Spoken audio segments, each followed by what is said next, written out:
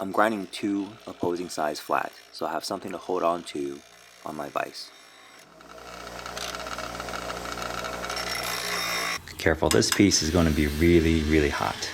I suggest just putting somewhere metal and let the heat dissipate. So this one was cut freehand, just with an angle grinder and a cutoff wheel, and this was with the cutoff wheel on the little chop saw thing that you saw.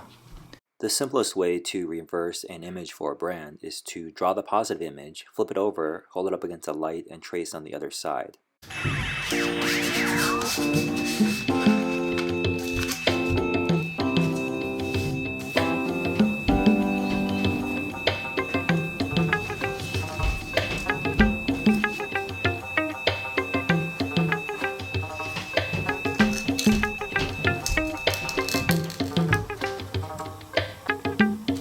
This is just a regular X-Acto knife blade, and it's 440 steel, I believe. But this 1018 steel is very mild, that I can basically scratch the outline of this logo here without much trouble at all.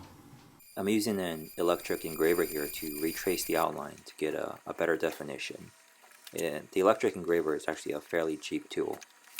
So pretty much everything that's painted orange, with the exception of there's going to be a ring at the outside, is going to have to be removed, and that's part of the negative space.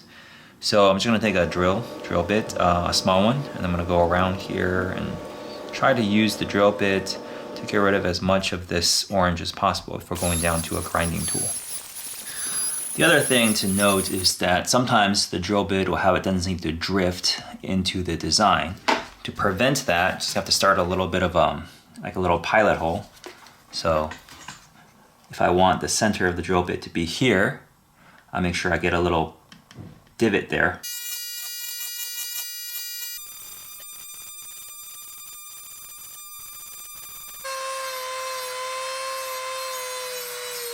Okay, so this guy looks pretty rough still, but I want to go ahead and throw this on the stove and see what it looks like.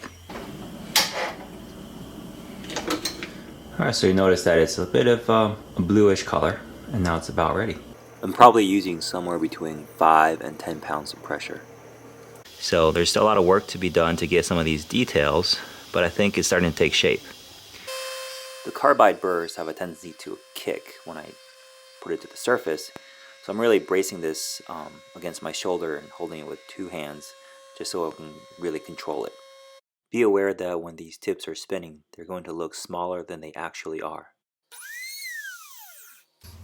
Alright, so I basically roughed out as much as I can with these 3 burrs. They're kind of big. So I'm going to now switch over to these diamond coated little pieces that's going to help me get to some of the details. The WD-40 really keeps the diamond burrs from getting clogged. I think this is getting pretty close to being finished. I'm going to go ahead and throw this onto the stove and see what the imprint looks like.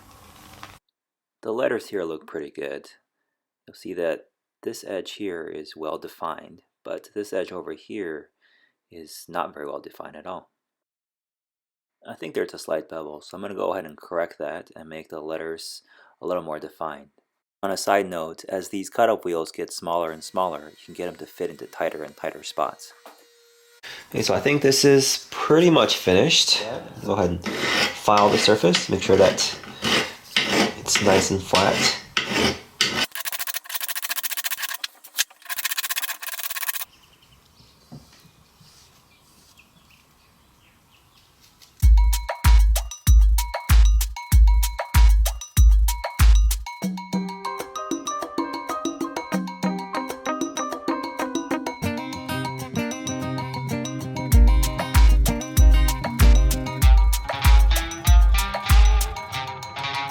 Well guys, I hope you enjoyed this little project. You may have noticed that the finished brand doesn't look exactly like the drawing I started with. And for me that was okay because I wanted something that had more of that hand-carved feel to it. And the edges that are a little jagged gave it a uniqueness that can never be replicated. So if you want something that's the exact replica of what you started with, I suggest sending it off and have somebody machine it. For me, if I make it in 2017, I'm going to have to make a new one, and I'll have to destroy this one so that it can never be used again.